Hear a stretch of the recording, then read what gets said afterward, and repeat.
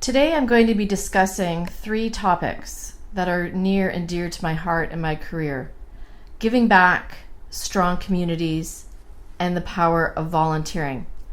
My name is Vezeau Allen, and I've been involved in the nonprofit sector since I joined my first board of directors at 18, and I really strongly believe in the power of giving back. So quite often we think of giving back as, putting money in a donation jar or volunteering some time, both of which are really, really important, or sitting on a board of directors as a volunteer. What I want to talk about with giving back is mentorship. Mentorship, I think, is really key in building and growing our communities, which all ties into what I'm going to be discussing with you. Having a mentor and being a mentor, I think, are 2 of the most rewarding things that we can do as individuals and as a community. I've had some very strong mentors in my life, one of whom was a theater director when I started on the community theater stage back in my younger years when I was 14 and 15.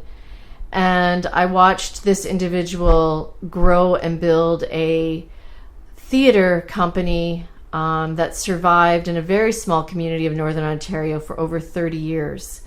And I hold him to high regard and recall his patience, his understanding, and just what a big advocate and cheerleader really he was for both emerging talent, having you sort of test your boundaries, not just in terms of on stage, but also just growth as an individual. And now myself, I find in that mentorship chair. And one of the probably stronger things that I've done in my life is I am a strong proposal grant writer. And I take more pleasure now in seeing people that I've mentored through the granting process write grants, get grants, than I do if I am successful at a grant application. So sharing and building and growing with an individual, I think, is so important in giving back. It's giving back your time. It's giving back your knowledge. It's giving back your expertise in whatever way you can. Whether it's in sports and you're helping coach and you pick an individual that needs that little bit of extra help. That mentorship piece is really, I think, how we make our next group of leaders. I also recall a time I taught through the continuing education departments at both St. Clair College in Windsor and Sault College in Sault Ste. Marie. And I had one student who was a first-generation student, and you had to pass my class. It was an introductory English class, and it was a requirement to graduate. And this person clearly had some struggles, and when I communicated to them, come to class, do your assignments on time, complete them, ask me for help, you will pass. They had previously failed this class before. Their level of work in me providing that little bit of guidance and mentorship rose 100%. They excelled, and they knew that what they wanted to achieve was attainable. They just needed to know how. And that's really what the keys are to giving back in mentorship. It's allowing someone the pathway to success. And I really wanted to talk about this on an individual basis because I think that's really important and not something that we talk about. We talk about it in groups. We talk about, organizations or communities, but I really want to tap into the individual level.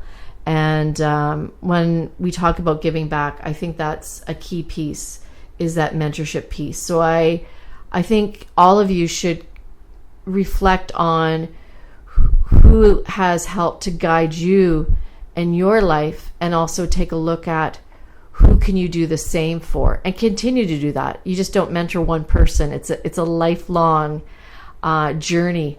And sometimes it's, you might mentor someone for, a very short period of time, and sometimes they stay in your life for a very long period of time through intermittent periods. So I invite all of you to be reflective on that and to consider who you could guide along the way, because that's really how we build strong community. And that's where I'm going to next, is that strong community piece. To have a strong community, you need to have those leaders. You need to have those individuals that are willing to challenge the inertia of the status quo, to break through barriers, to be that change maker. And we hear change maker a lot, and sometimes it seems cliche, but this all goes back to that giving back piece and being a mentor. To build strong communities, we need collaboration among our leaders. We need people to also identify where community is failing, and instead of criticizing, provide solutions. So to build strong community, you need solution-based leadership that will admit to where our faults are, and also admit to possibly not being able to fix them, possibly needing to have help, and looking to whom, through collaboration, we can achieve those goals for a strong community. I know it seems simplistic in what I'm describing, but that model is definitely how we move forward in any community. I think that's really how you build a strong community, is scaffolding leadership with solutions, with identifying and acknowledging the gaps that organizations might need, families in the community might need, certain individuals may need, and that's how we all tap into growing and building a strong community. And we do that through both, paid and unpaid. And this all then ties into the power of volunteering.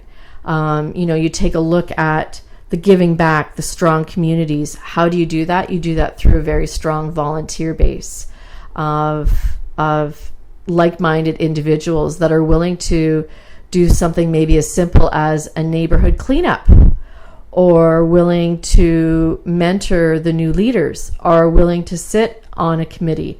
So that, we need to instill from a young age. I joined my first board of directors at 18. I didn't even really understand the impact of what I was doing or what I was giving back to my community. I just thought, hey, this is cool. I'm going to sit on a board of directors.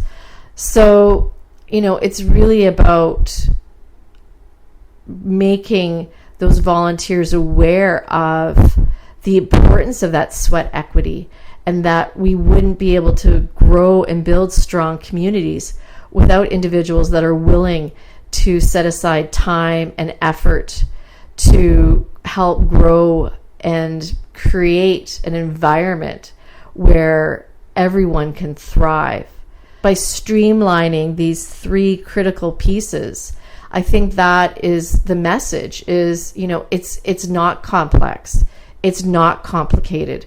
It's not something that we need to overthink. It's about really just being present and creating an environment where, as individuals, we can mentor, we can build strong community, we can grow collaborations, we can enlist and build strong volunteer bases. And it's really about all of us working towards that same common goal of a thriving and healthy community, which has been especially challenging during COVID-19. But this is where we see people coming together in unique ways to assist and to help. And I think we need to take lessons from this time of where we're at, where a lot of us have been self-isolated. A lot of us have not had, the same type of social interactions, and really work toward creating the environment that I've been talking about. And it really, I think it all starts at the individual level. So I task all of you with the efforts of that mentorship piece, with the efforts of looking at organizations in your communities to create collaborations, to acknowledge where you need to fix things in your communities, and also to create that strong base of volunteerism and that whole environment of volunteerism to create what we need in all of our communities, regardless of size, geography, to just make this, entire world a better place to live. I thank you for listening. I thank you for your time. And I wish all of you future success.